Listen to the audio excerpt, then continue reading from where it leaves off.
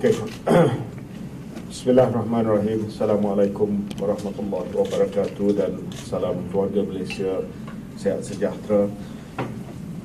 Jumlah kes COVID-19 yang dilaporkan untuk 5 hari pertama dalam minggu epid yang ke-27, iaitu 3 hingga 7 Julai, menunjukkan peningkatan sebanyak 31% berbanding dengan jumlah kes yang dilaporkan untuk tempoh yang sama pada minggu epid yang lepas. Kalau kita melihat juga indikator-indikator yang lain, sebagai contoh, jumlah kemasukan pesakit harian baru COVID-19 yang dilaporkan untuk 5 hari pertama minggu ini berbanding dengan minggu yang lepas, ada peningkatan sebanyak 13.7%. Peningkatan sebanyak dari 835 pesakit kepada 968 pesakit di hospital. Bilangan kemasukan hospital ini masih kebanyakan majoriti dia adalah kategori 1 dan 2, iaitu 54%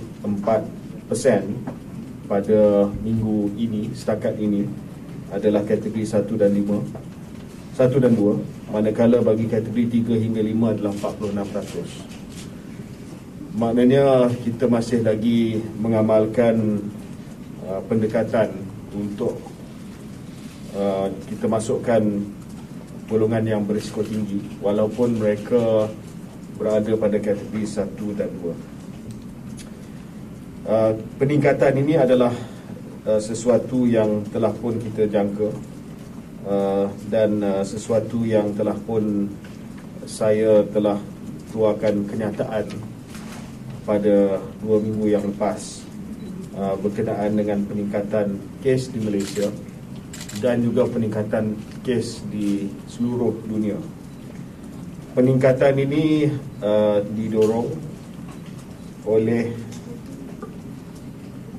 beberapa faktor, tetapi faktor yang utama adalah varian yang sedang dominasi.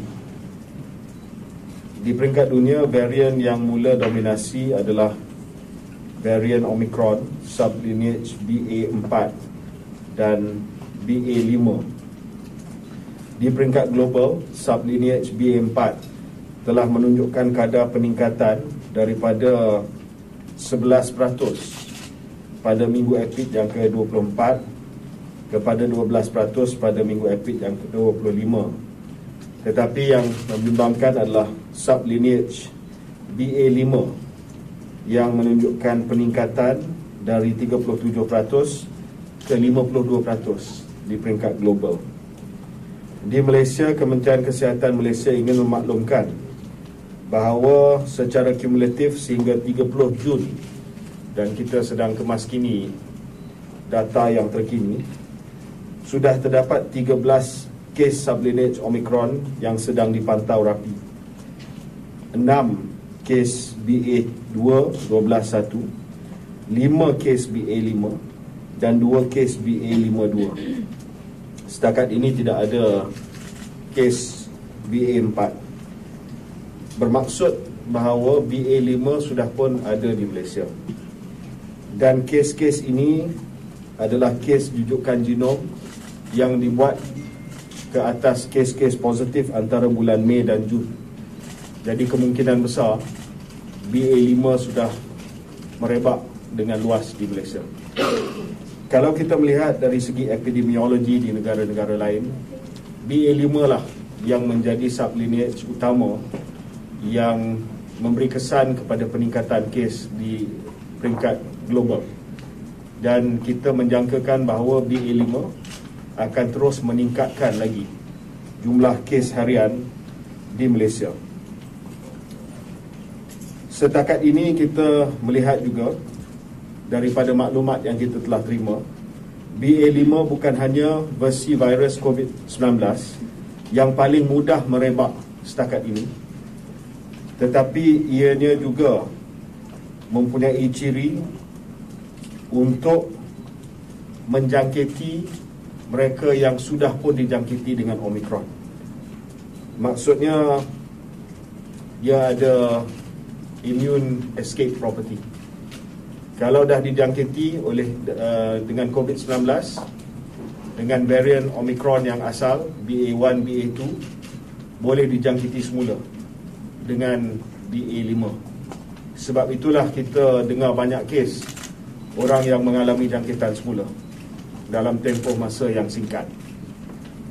Situasi seperti ini juga mengakibatkan peningkatan kemasukan ke hospital yang kita sedang melihat di negara-negara seperti negara jiran kita, Portugal, Singapore, Portugal, UK dan lain-lain, yang sedang melihat peningkatan kes-kes kemasukan ke hospital.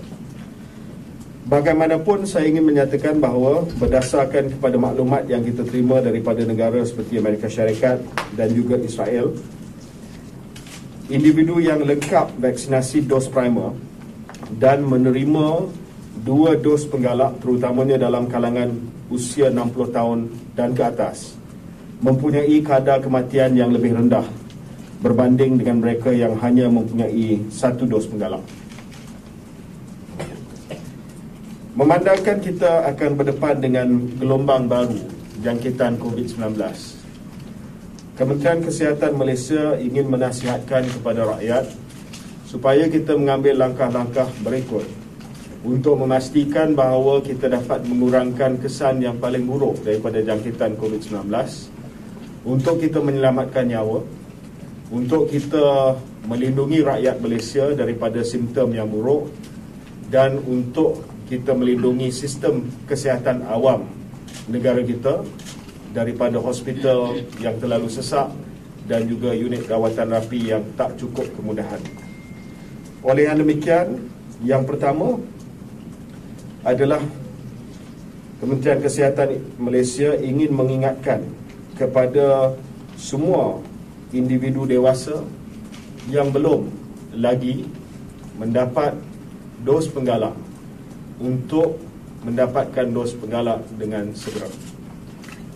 Kita tahu bahawa vaksin mungkin tidak dapat putuskan rantaian jangkitan, tetapi vaksin sangat berkesan untuk mengurangkan kesan terburuk COVID-19 dan untuk mengurangkan gejala-gejala buruk COVID-19.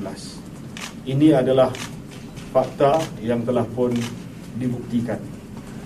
Vaksin yang kita sediakan untuk rakyat Malaysia adalah berkesan untuk mengurangkan kesan buruk COVID-19 walaupun kita dijangkiti. Sehingga 7 Julai, seramai 68.6% individu dewasa telah mendapat dos penggalak pertama vaksin COVID-19. Oleh demikian, ini bermaksud bahawa seramai 31.4% daripada golongan dewasa di Malaysia masih belum dapat dos penggalak. Dari segi jumlah dia, itu adalah seramai 7,393,199 orang. 7,393,199 orang yang masih belum mendapat dos penggalak. Kementerian Kesihatan Malaysia ingin menyatakan sekali lagi bahawa dos penggalak ini tidak wajib, tetapi sangat disarankan, terutamanya bila kita berdepan dengan gelombang baru dan juga apabila kita akan melihat pergerakan manusia di Malaysia akan meningkat disebabkan cuti Hari Raya Aidiladha dan sebagainya. Jadi saya merayu terutamanya kepada warga emas yang masih lagi belum terima booster dan rakyat Malaysia yang ada masalah komorbiditi, penyakit kronik seperti hipertensi, masalah penyakit jantung, high kolesterol, obesity, untuk segera dapatkan dos penggalak sekiranya belum lagi menerima dos penggalak, iaitu dos yang ketiga. Dan ini sangat penting memandangkan kita berdepan dengan gelombang baru. yang datang daripada Omicron BA.5. Dan ini juga konsisten, walaupun kita peralihan ke endemik. Saya dah cakap daripada awal lagi, kita akan berdepan dengan gelombang dari masa ke semasa. Kes akan pasang surut. Ini adalah masa yang mana gelombang baru telah pun tiba. Kita juga telah buka ruang kepada warga emas dan juga penduduk Malaysia yang mempunyai comorbidity, yang berisiko tinggi seperti mana yang saya sebutkan tadi, untuk menerima dos penggalak kedua. Setakat 7 Julai, seramai 151,018 individu telah mendapat dos penggalak kedua vaksin COVID-19, iaitu 6.06% daripada mereka yang layak. Jadi jumlah yang layak tetapi yang memilih untuk tidak mengambil booster dos yang kedua adalah seramai 2,339,792, 93%. Jadi bagi golongan ini, bila dah sampai jarak masa 4, sekurang-kurangnya 4 bulan selepas dos penggalak yang pertama, bolehlah mendapat dos penggalak yang kedua. Ya. Bagi individu yang saya maksudkan ini, iaitu warga emas, mereka yang ada comorbidity, dan juga petugas barisan hadapan kita. Ini juga termasuk dalam golongan yang kita menawarkan dos penggalak yang kedua. Contohnya hospital staff, mereka yang kerja di barisan hadapan, di care home dan sebagainya, bolehlah mendapat dos penggalak mereka, dan mereka boleh mendapatinya secara percuma di pusat pemberian vaksin swasta yang berdaftar yang tersenarai di vaccincovid.protecthealth.com.my. Semua PPV yang menawarkan dos penggalak disenaraikan di laman sesawang Protect Health. Orang ramai disarankan untuk menghubungi PPV tersebut sebelum pergi ke PPV. Ada nombor telefon yang disenaraikan di situ. Selain itu, individu yang berumur 60 tahun dan ke atas boleh membuat janji temu melalui pautan tempahan di dalam aplikasi MySejahtera. Untuk warga emas, kita dah push dia punya link. Boleh buka, ada link di MySejahtera. Ramai yang tanya kenapa tak boleh buat appointment, sebab mereka yang tanya ni adalah bawah usia 60 tahun. Kita hanya push appointment kepada 60 tahun dan ke atas. Cuma minggu depan kita juga akan push appointment kepada semua yang ada comorbidity. Semua yang telah mengisi mereka ada masalah penyakit kronik dalam MySejahtera 18 tahun ke atas akan dapat pautan temu janji dalam MySejahtera pada minggu depan untuk mendapatkan booster dos yang kedua, iaitu dos yang keempat. Kita juga menggalakkan kanak-kanak dan remaja yang berusia 5 hingga 17 tahun yang mempunyai masalah kesihatan dengan immunocompromised situation juga untuk mendapatkan dos yang ketiga ataupun dos penggalak.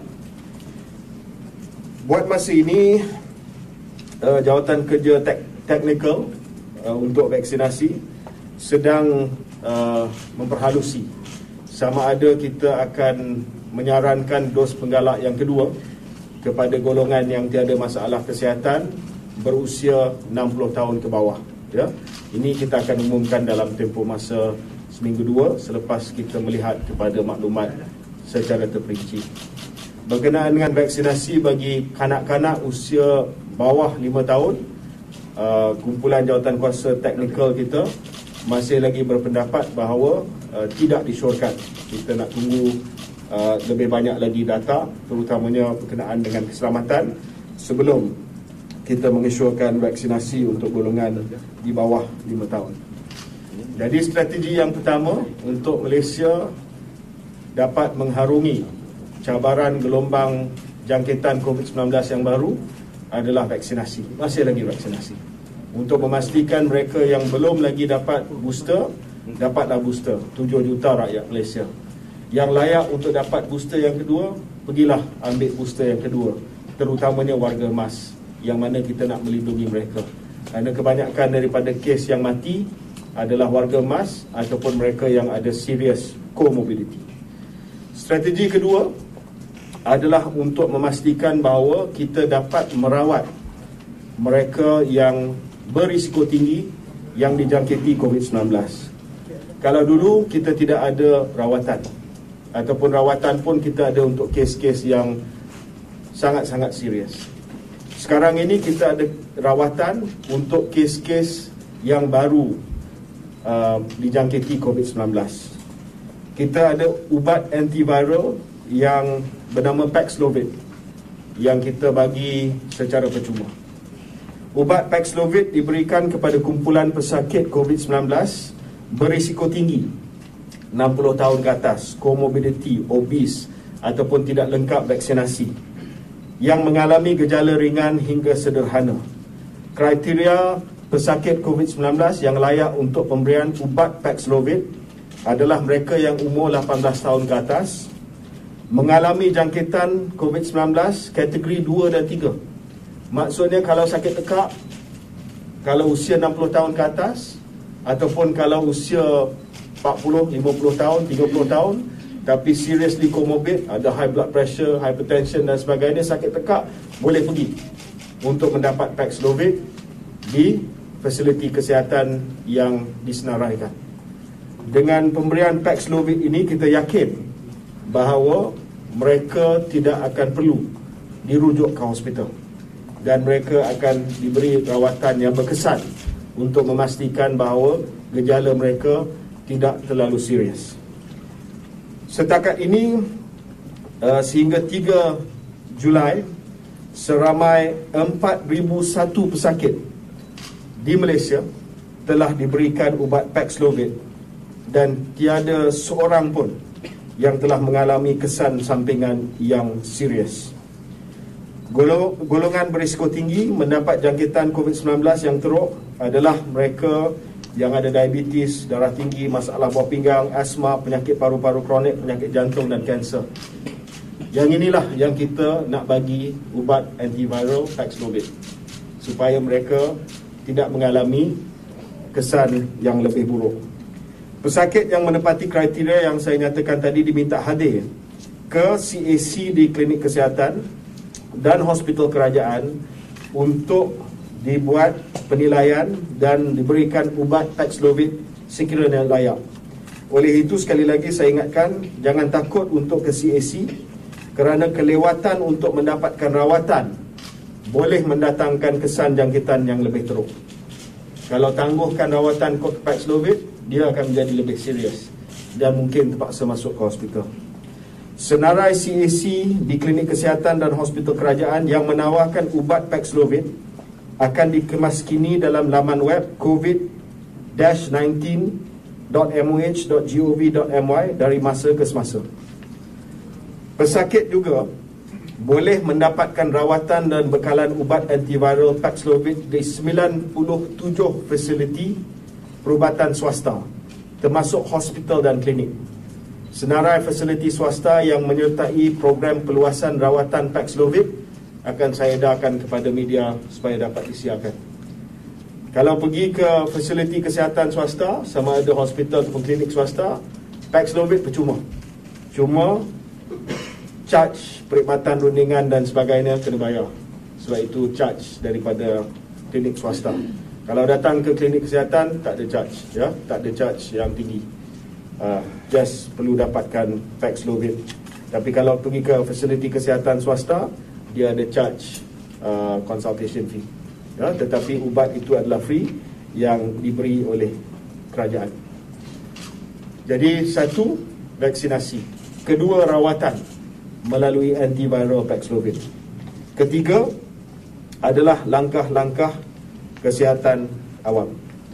Langkah kesihatan awam pertama adalah untuk kita terus mengamalkan TRIS. Ya, saya rasa ramai dah lupa dah TRIS. Test, report, inform, isolate, support. Ya, kita mesti terus melapor kalau sekiranya didapati COVID positif dalam MySejahtera supaya Kementerian Kesihatan Malaysia juga tahu berkenaan dengan kes-kes yang ada di negara kita.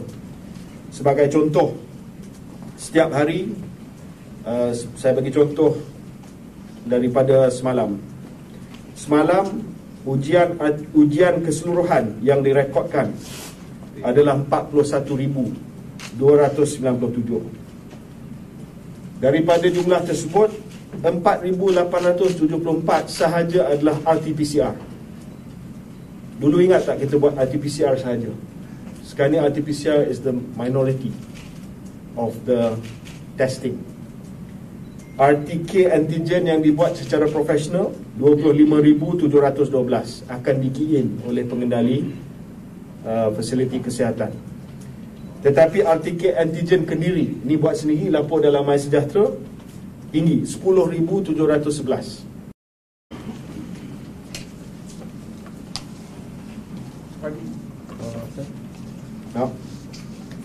Boleh komen tentang semalam Singapura ada laporkan satu kes tempatan kes monkeypox melibatkan seorang lelaki warga Malaysia berusia 45 tahun. Boleh minta Menteri kongsikan info tentang kes ini, dan kerajaan Malaysia ada apa-apa pencegahan virus monkeypox?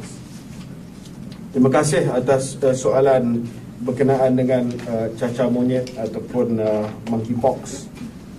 Sehingga 7 Julai, kes disyaki monkeypox yang telah dinotifikasikan kepada Kementerian Kesihatan Malaysia kekal 5 sahaja.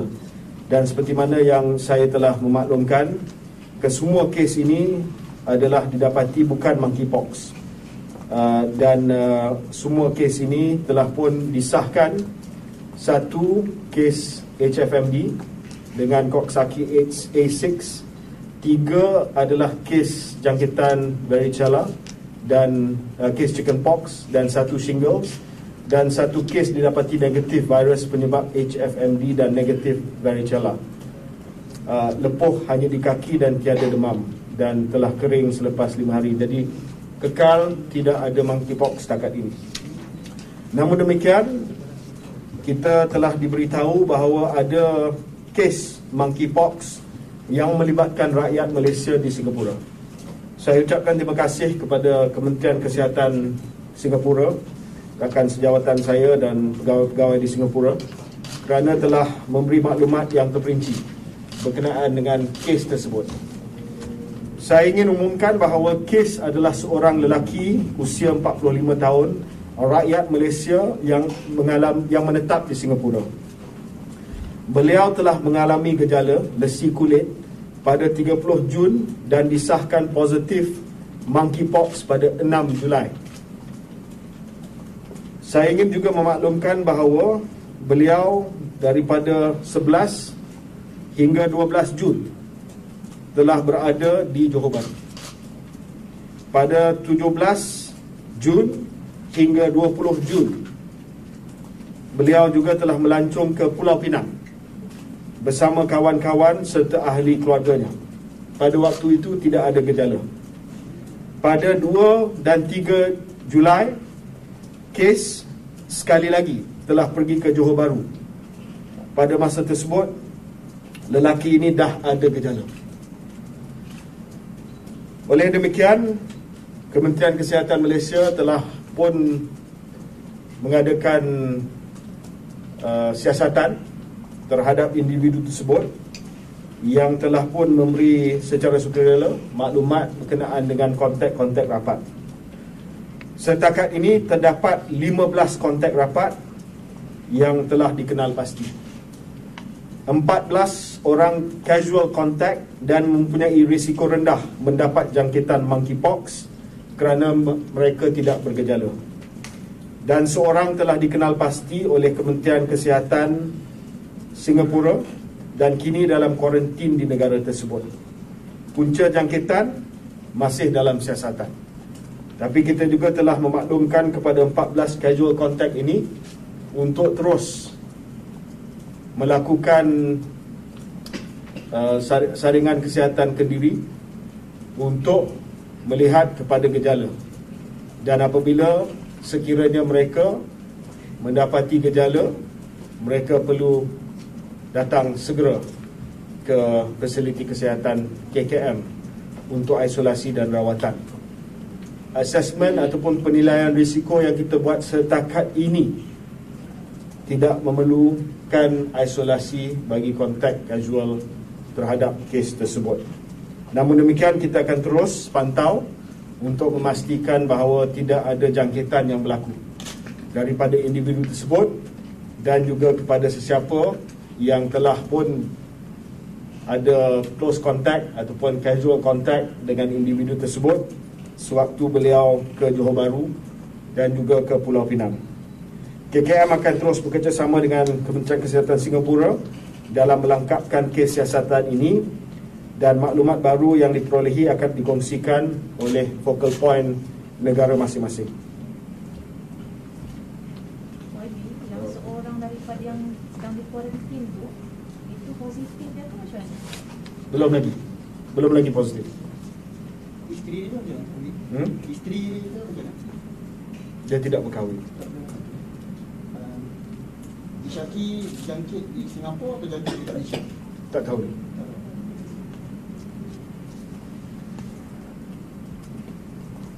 Nak minta pengenaan laporan hadapan kosmologi pasal cas klinik swasta yang semakin tinggi.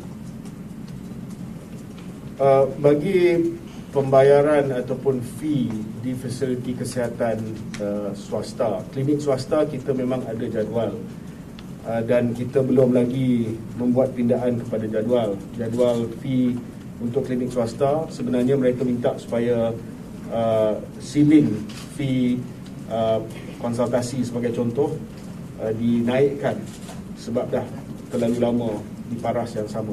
Jadi ini perkara yang sedang dibincangkan sebab kerisauan Kementerian Kesihatan Malaysia adalah berita seperti mana yang dirujuk tadilah, fee yang terlalu tinggi. Yang kedua, kita sentiasa bincang dengan pengendali perubatan swasta untuk memahami dengan lebih lanjut lagi ketelusan dari segi fee ataupun charge yang dikenakan, di mana mereka letakkan charge yang terlalu tinggi. Dan dari masa ke semasa kita akan ada sesi libat urus untuk memastikan bahawa fee ataupun charge yang dikenakan di fasiliti kesihatan swasta ini tidak membebankan kepada rakyat. Tetapi secara spesifik nanti kita akan siasat laporan tersebut. Berapa yang diminta untuk naikkan shilling itu ke berapa diminta? Ada berbeza-beza lah, ada cadangan yang berbeza-beza. Ada yang minta terus liberalize, jadi tak ada apa-apa ceiling, dia boleh tetapkan berdasarkan kepada kuasa pasaran. Tapi bagi saya ini mungkin bukan masa dia lah, sebab rakyat tengah berdepan dengan macam-macam cabaran ekonomi. YB, the general perception is that and your advice is for the second booster dose to be taken by 60 and above and those with comorbidities, but there are private facilities that are already offering it for people who just want to come. So what's your comment on that? So kita bagi kelonggaran, ya, kita bagi kelonggaran untuk mereka yang nak keluar negara. Tak kira sama ada mereka usia 60 tahun ke atas ataupun bawah. Banyak yang ambil loophole tersebutlah untuk pergi dan mengaku nak keluar negara tapi dapat booster dose yang kedua, ya. Ini saranan Kementerian Kesihatan adalah 60 tahun ke atas. Tapi kalau dia nak pergi sana, dia mengaku dia nak pergi ke luar negara, kita pun tak tahu macam mana nak check. Kita serah kepada pengendali perubatan yang mengendalikan PPV untuk buat penilaian, ya. Itu memang ada loophole lah, saya mengakui, sebab kita benarkan. I've said before, you can get your second booster if you're travelling, especially dulu yang dapat Sino, dia nak Pfizer, nak pergi negara tertentu. Jadi ramai yang ambil loophole tersebut, dia pergi PPV, dia kata saya nak travel, saya nak dapat booster yang kedua.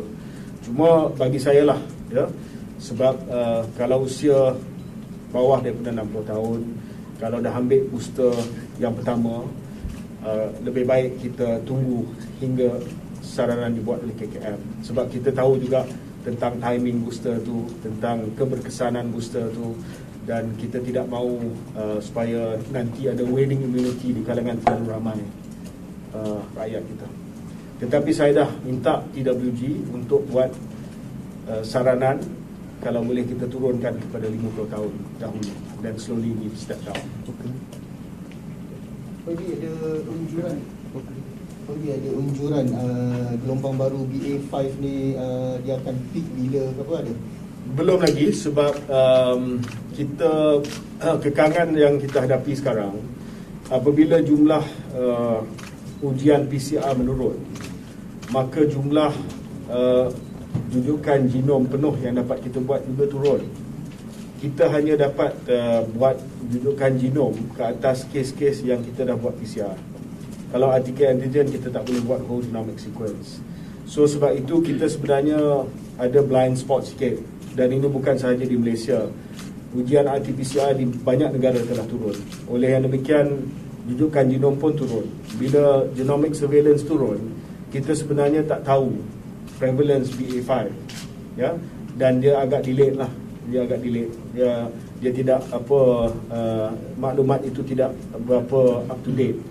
Jadi saya jangkakan sekiranya BA5 dah mula ada banyak kes BA5 di Malaysia, dan ini mungkin daripada peningkatan kes, andaian kita adalah BA5 bertambah banyak, mungkin kita akan melihat kes akan meningkat dalam tempoh maksimum 3 bulan. Kalau Singapura mungkin dia dah sampai peak dan dia telah naik selama sebulan 2. Jadi saya jangkakan dalam sebulan 2, paling lewat pun 3 bulan kita akan peak dan turun.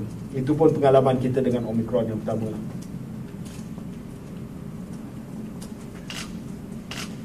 Ini gelombang berapa ni tepat? I guess so, yeah. Okay, Alifah from Code Blue, maybe we have 3 questions. I'll ask one by one. Firstly, also berkenaan dengan unjuran COVID already, but in terms of the severe COVID cases involving BA4 and 5, since the variant appears to affect the lungs more than BA2. So do you have probably any projection or explanation as to the severity of the cases that are coming in from these variants? At the moment, we're not seeing, pada waktu ini kita tidak melihat perubahan daripada severity ataupun keterukan kes ini. Saya dimaklumkan oleh pakar penyakit-penyakit bahawa kemungkinan besar keterukan kes BA5 ini tidak lebih teruk daripada gelombang Omicron yang asal. So we are expecting the severity to be roughly the same as the initial Omicron wave. Okay, my second question, YB, is on the HRPB's ambulance response case. We understand that the Perak Health Department has set up an independent committee to investigate the case further. So can we know who the key members are, their terms of reference, how long the inquiry will take, and when the report is expected to be released to the public? Jawatan kuasa penyiasatan bebas ini akan dipengurusikan oleh Dr. Rizwan bin Muhammad Isa, Ketua Jabatan Kecemasan dan Trauma daripada Hospital Ampang, from a different hospital, dan dianggotai oleh pakar-pakar bidang lain seperti forensik, kardiologi dari hospital lain serta wakil daripada Ibu Pejabat KKM. Mereka akan melakukan siasatan pada 14 Julai di Hospital Raja Permaisuri Bainun. Saya serahkan kepada mereka, dan bila jawatan kuasa ini dah memaklumkan hasil siasatan, pertamanya kepada waris pesakit, selepas itu barulah kita boleh fikir sama ada didedahkan ataupun tidak. Okay? Sorry, last question. You spoke in Singapore last month about the possibility of introducing a social health insurance. So are you proposing mandatory social health insurance? If so, what's the proposed payroll reduction rate?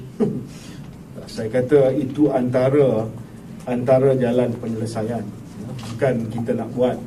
Saya kata kalau kita terus dengan perbelanjaan kesihatan yang sedia ada, yang sudah pun tidak mencukupi, kita tidak dapat menampung rawatan untuk rakyat Malaysia 10 tahun akan datang. Jadi sama ada kita tambah peruntukan daripada Kementerian Kewangan ataupun kita melihat kepada option-option lain. Jadi itu salah satu option, tapi masih lagi dibincangkan dan sudah pasti akan menjadi topik untuk kertas putih yang akan dibentangkan di Parlimen nanti. Alright. Ravi, TMI. Ya.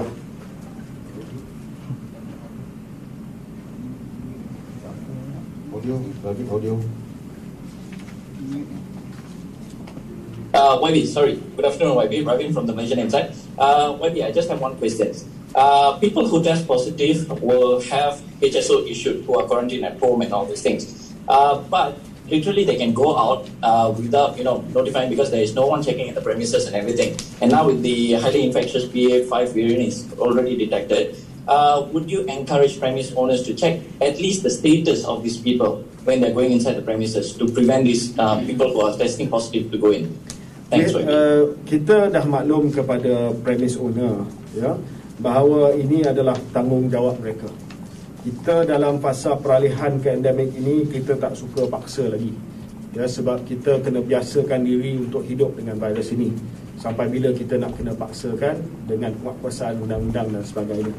Jadi saya telah memaklumkan kepada premise owner, terutamanya yang menghadapi ramai pelanggan dalam keadaan yang tidak memakai pelitup muka kerana makan dan sebagainya, eloklah untuk cek risiko, status risiko mereka. Tapi ini terpulang kepada premise owner.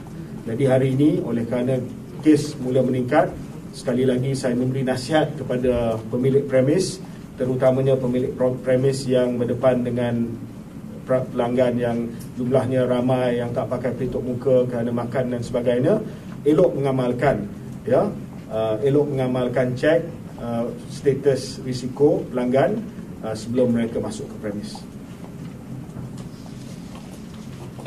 Thank you.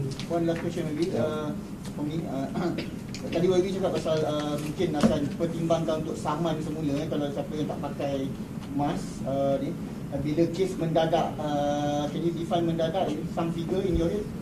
Belum lagi ada figure, dan kita pun di Kementerian Kesihatan kita pun tak nak ke belakang, sebab sekarang ini kita dah gugurkan agensi-agensi lain daripada Akta 342. Maknanya polis tidak lagi disambung kuasa, penurunan kuasa oleh menteri untuk saman under Akta 342. So sekarang ini Kementerian Kesihatan Malaysia saja yang tinggal yang boleh keluarkan notis pelitup muka dan sebagainya. Sebab dalam fasa peralihan ke endemik, semua agensi lain terutamanya polis minta supaya tidak lagi diturunkan kuasa sebab mereka ada kerja lain.